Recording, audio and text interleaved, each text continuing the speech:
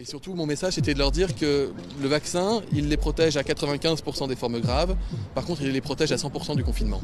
C'est-à-dire que si tout le monde est vacciné, on n'aura plus à se poser la question de savoir si nos restaurants, nos bars, nos commerces, les universités peuvent rester ouvertes dans la durée. On n'aura plus à se poser la question de savoir si on doit ou non porter le masque à l'intérieur ou à l'extérieur. On en aura fini avec le virus et on retrouvera nos vies d'avant.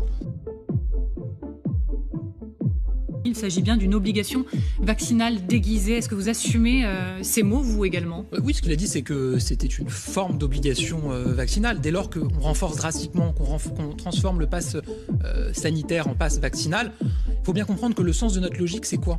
C'est de dire qu'on souhaite que les personnes vaccinées puissent vivre quasi normalement. Ça implique que les personnes non vaccinées vivent malheureusement un quasi-confinement. C'est ça la logique de ces mesures.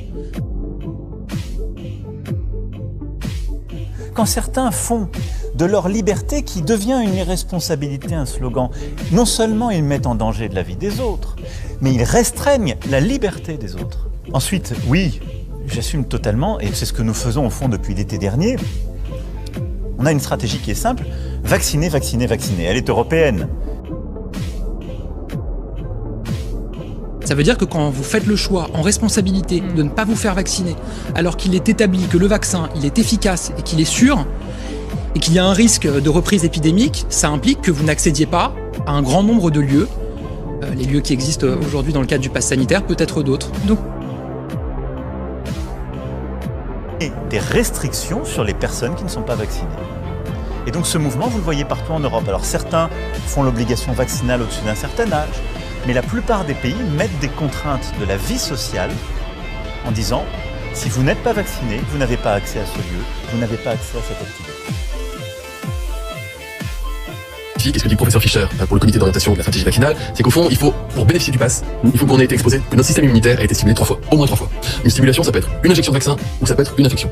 Et qu'au minimum, il faut avoir reçu au moins une dose de vaccin pour renforcer l'immunité. Qu'est-ce que ça veut dire? Et là, c'est là que ça se simplifie. Si vous avez eu une injection et 2 infections, 2 infections, ça arrive. Vous avez eu 2 injections et une infection, que cette infection soit avant les injections, au milieu ou après, ou si vous avez eu 3 injections de vaccin, vous conserverez le bénéfice. une forme, mais parce qu'il faut bien comprendre, quand certains disent obligation vaccinale, ça veut dire quoi ? Est-ce que ça veut dire que on contrôle des gens au hasard dans la rue et des personnes qui ne peuvent pas prouver qu'elles sont vaccinées, on leur met une amende de 135 €? C'est plus efficace de dire que quand vous n'êtes pas vacciné parce que vous avez fait ce choix en responsabilité, vous n'accédez pas à un certain nombre de lieux de la vie quotidienne, ce qui permet aux autres de continuer à pouvoir les fréquenter. Donc, ça vaut comme une troisième dose d'une certaine manière. Ça vaut comme une troisième dose. Alors, donc j'ai droit au pass vaccinal. Pour le pass vaccinal. Pour le pass Ce que vaccinal. nous disent les scientifiques à côté de ça, et notamment le professeur Fischer, il nous dit, il est recommandé, chaleureusement recommandé, et vous serez très bien reçu, si vous allez en centre, ou chez votre médecin ou votre pharmacien, d'avoir quand même une troisième dose de vaccin. D'accord? Mais pour le pass vaccinal, on simplifie avec ce dispositif. Mais, encore une fois, si vous avez eu que 2 doses de vaccin, et même si vous avez eu une infection, il est recommandé, mais pas obligatoire pour bénéficier du pass, d'avoir votre troisième injection. C'est zéro Covid. Et c'est un échec total. Mais total, il faut le dire. Enfin, il faut arrêter de laisser raconter tout et n'importe quoi. C'est un échec total en termes de mortalité, de morbidité, d'accès aux droits humains. Enfin, il faut arrêter. Hein, il faut quand même à un moment donné redevenir raisonnable. Et les Français l'ont compris d'ailleurs. J'ai aucun état d'âme là-dessus. C'est les médias qui poussent à ça.